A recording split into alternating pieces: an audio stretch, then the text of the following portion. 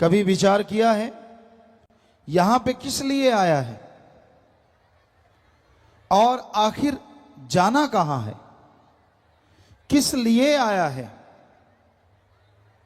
आमतौर पे लोगों का एक रवैया बन चुका है, खाओ पियो ऐश उड़ाओ, ये जग मीठा अगला किसने देखा है। अगला जिन संतों ने, पीर फकीरों ने, पैगंबरों ने देखा है उनकी मानने को तैयार नहीं होता। उनके लिए कह देता है कि नहीं, वो वैसे कहते हैं, फजूल की बात करते हैं, यूं ही कहते हैं, जबकि ऐसा नहीं है। तो भाई ये सोचो, आप किस लिए आए हैं, क्या आपका काम है और क्या कर रहे हो, ये जानना अति जरूरी है।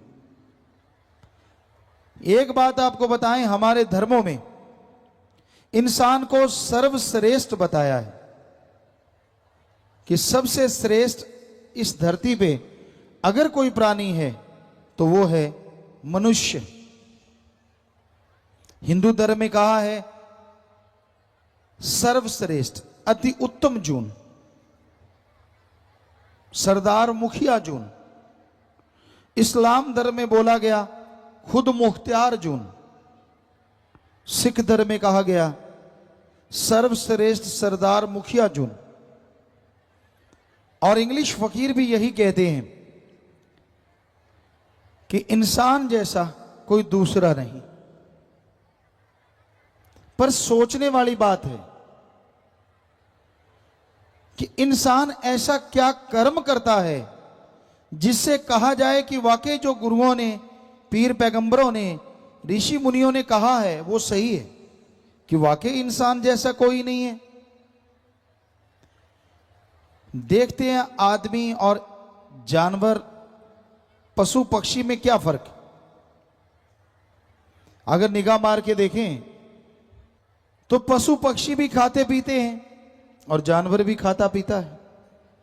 फर्क मात्र इतना है, इंसान जब चाहे, जैसा चाहे वैसा खाने की कोशिश करता है, और जानवर पक्षियों को जब मिल जाए, जैसा मिल जाए उसे खा के पेट भरने की कोशिश करते हैं।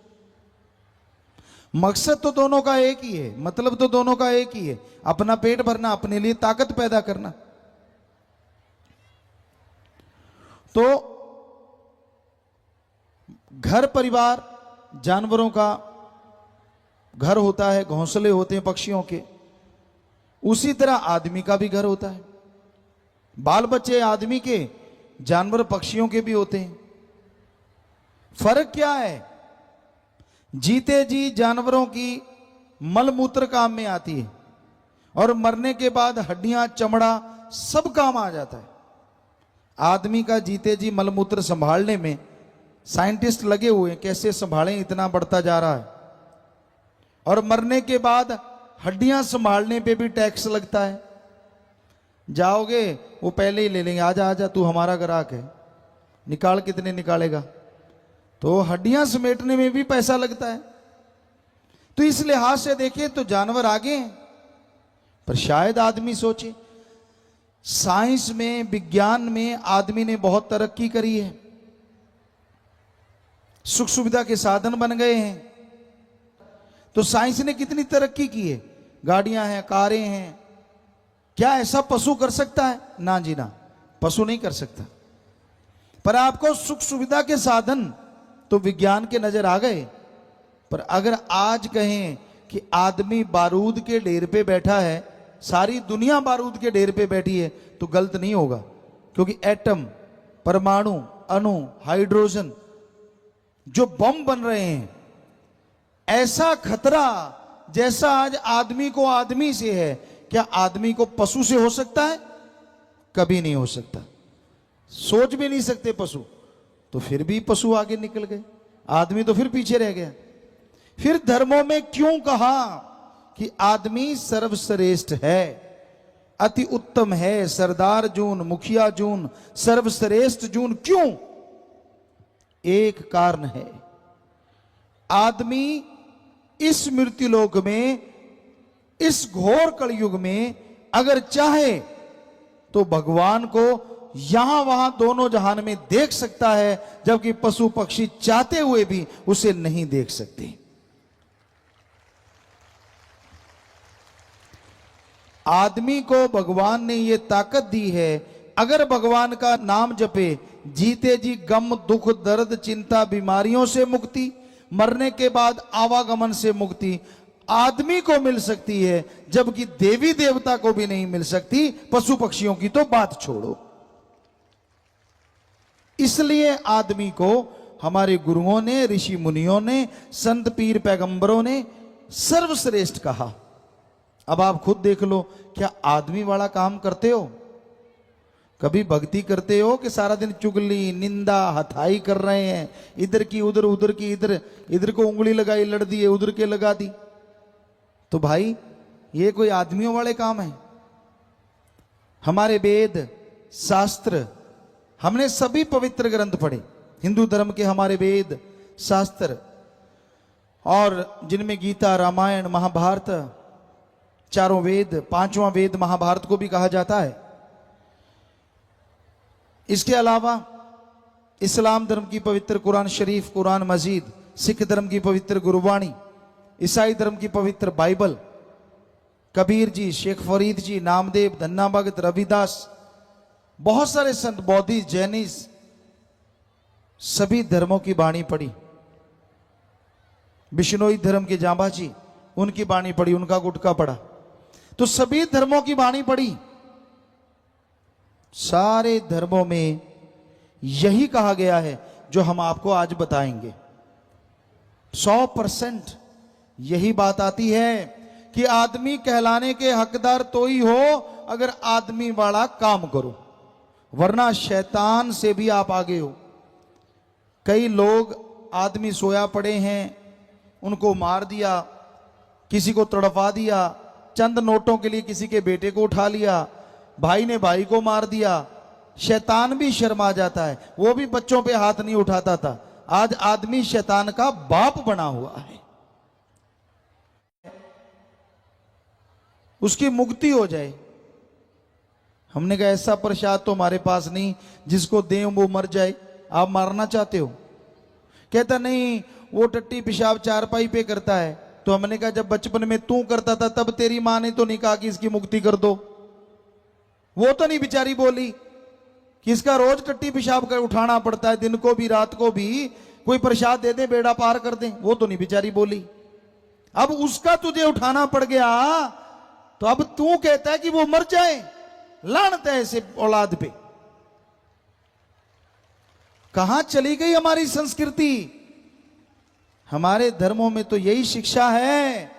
अरे बचपन में मां बाप टट्टी पेशाब उठाते हैं। हमारा धर्म, हमारे देश में यही संस्कृति है। जब वो बुजुर्ग हो जाएं तो उनके बेटे बेटियां उनके हाथ की लाठी बने और उनको बच्चों की तरह संभालें। यह है हमारी संस्कृति।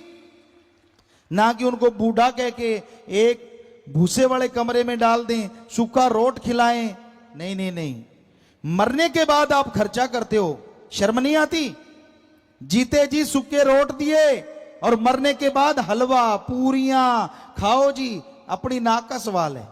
और जब वो जीते जी उनको नहीं खिलाए तब नाक किधर गई थी? शर्म नहीं आती? जिन्होंने बड़ा किया, पढ़ाया लिखाया, ठीक है उनमें अवगुण हो सकते हैं तो वो भी आदमी, क्या हुआ अगर मां बाप हैं? उनमें भी अवगुण हो सकते हैं, उनमें भी बुरी आदतें हो सकती हैं। आपकी नहीं बनती तो राड़ से बाढ़ अच्छी, अलग रहो, लेकिन उनको कभी बुरा ना कहो और उनकी सेवा से मुंह ना मोड़ो। जितना हो सके उनकी सेवा करते रहो। घर से सेवा शुरू करो, फिर करो समाज की सेवा। पर आज का युग ही ऐसा है। हमने देखा बुजुर्गों को बूढ़िया, डैनिया, इतने इतने गंदे नाम लेंगे भी। है तो तेरा ही खून, तेरा ही बाप है, तेरी मां है, क्या कह रहा है? शर्म नहीं आती तुझे? अपनी मां के लिए, बाप के लिए इतने निरादर के शब्द प्रयोग में लाता है। और मां बाप को भी चाहिए बच्चों को आशीर्वाद दें। एक उम्र होती है, वेदों में लिखा हमारे, वो तो 75 साल था, लेकिन आज की उम्र माने तो 50-55 साल। उसके बाद आपको संन्यास लेना चाहिए। बच्चों के कंधे पे सारा बोझ डालो कारोबार का कि बेटा मैं बैठा हूं, काम धंधा संभाल, मेरे अनुभव की जरूरत पड़े तो मेरे से पूछ ले, वरना भाई मेरे से जैसा अच्छा बुरा हुआ कर लिया, अब तू जान। और खुद करो भक्ति। पर बुजुर्ग टांग अड़ाते ही रहते हैं, हटते नहीं। ऐसे नहीं ऐसे करो, ऐसे नहीं ऐसे करो। अरे इतनी कमजोर टांगे हुई पड़ी है, क्यों उड़ा रहा है? राम राम जप, ये लिखा हमारे धर्मों में। पर हमने देखा है नौजवानों को कम फिक्र होता है, बुजुर्ग जो जो। एक माता आई, हमने कहा बोल माता क्या चाहिए? बातें चल रही थी, संगत बैठी थी। हमने कहा शायद कोई बीमार होगी कुछ, या भगवान का नाम मांगेगी। कहती गुरुजी एक बात सुनो, हाँ मुझे पड़पोता चाहिए। तेरी आगे बेटों ने पोतों ने रंग लगा दिया। कहती नहीं रंग तो नहीं लगाया, फिर भी दिल करे। अरे भगवान को पाने का दिल क्यों नहीं करता? आगे से आगे फंसते जा रहे हैं, फंसते जा रहे हैं। तो कहने का मतलब दोनों पीढ़ियों को समझना चाहिए। हमारी संस्कृति को बुजुर्ग आशीर्वाद देते हैं, और एक उम्र आती है उसके बाद सन्यास लेके बच्चों के कंधों पे बोझ डाल देते, तू जान भाई तेरा काम जाने, मैं तो राम नाम जपूंगा। तो दोनों पीढ़ियों में कमी है, नौजवानों में भी बुजुर्गों में भी। दोनों को ही हम कह रहे हैं समझो अपने अपने कर्तव्य को, समझो अपने अपने फर्ज को, और उसके अनुसार चलो। ये कहता है हमारा धर्म, ये कहते हैं हमारे विधि विधान जो बनाए गए हमारे पूर्वजों के द्वारा। ये ना सोचे मैं किस काम को हूं आया, किस लिए जन्म दुर्लभ है पाया, संत रहे बता तेरा काम है क्या। तो जैसा आपको शुरू में बताया, इंसान को यह सोचने की फुर्सत ही नहीं है, समझ ही नहीं है कि मैं आया किस लिए हूं, कर क्या रहा हूं। संत बताते हैं, संत समझाते हैं कि आप किस लिए आए। हमारे धर्मों में हिंदू मुस्लिम सिख ईसाई बौद्ध जैनी सभी धर्मों में बहुत सारी बातें एक जैसी हैं। 99% कहें तो सही होगा। यह कहा जाता है कि आपका सबसे पहला कर्तव्य है प्रभु का नाम जपना, भगवान की प्राप्ति करना।